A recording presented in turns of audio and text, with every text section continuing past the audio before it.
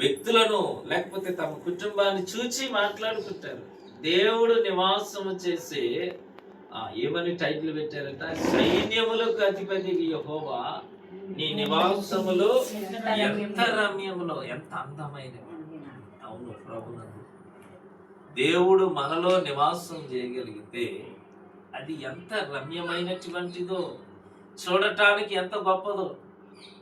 మన కుటుంబంలో దేవుడు నివాసం చేయగలిగితే అది ఎంత సంతోషకరమైనదో, నెమ్మదికరమైనదో, దీవెనకరమైనదో కోరాహు కుమారులు పాడుకుంటారు. వారికట ఆ నివాసము, దేవుడు నివాసము చేసే ఆ పరిశుద్ధ స్థలములోనికి వెళ్ళటానికి ఎంత ఆతృత కలిగి ఉంటారంటే, నా ప్రాణము ఎంతో ఆశపడుతున్నది అది జీవము గల దేవుణ్ణి దర్శించుటకు నా హృదయమును నా శరీరమును, ఇంకా దేవుడు నివసించే స్థలములో నేనుండాలనేటువంటి కోరిక చాలా బలమైనది. హెబ్రీ బైబిల్ ఏమని రాశారంటే, కటిక పేదవాడికి 1 కోటి రూపాయలు దొరికినాయి అనుకో, వాడు ఎంత ఆనందపడతాడు.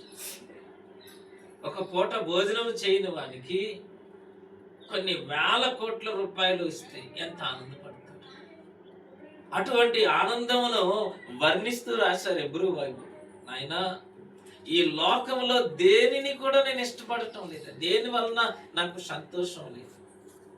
జీవము కలిగిన నీవు నివసించే స్థలంలోనికి రావాలనేటువంటి కోరిక ఏదైతే ఉందో, ఆ కోరికలో నేను సఫలమైనప్పుడు, నా దేవుణ్ణి దర్శించున్నప్పుడు, నా హృదయమునో నా శరీరమునో ఆనందముతో కేకలు వేయచ్చు.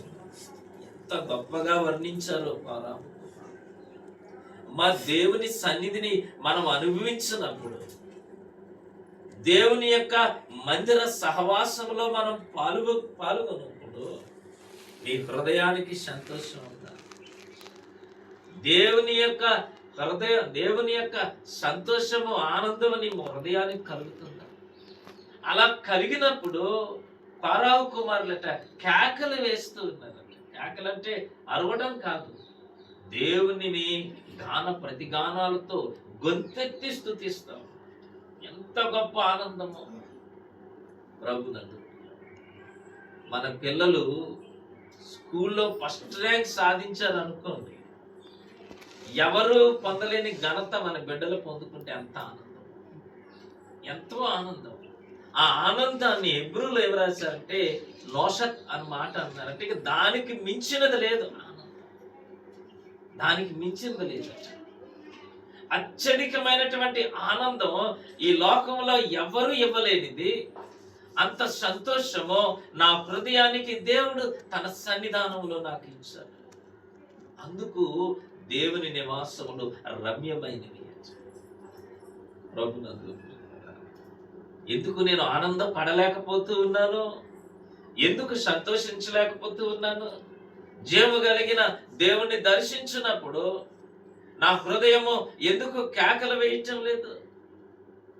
ఎందుకంటే దేవునితో కోరాహు కుమారులకున్నటువంటి సంబంధం, దేవునితో వారికి ఉన్నటువంటి అనుభూతి ప్రభునందు ఈరోజు క్రైస్తవ బిడ్డలకు ఉండటం లేదు.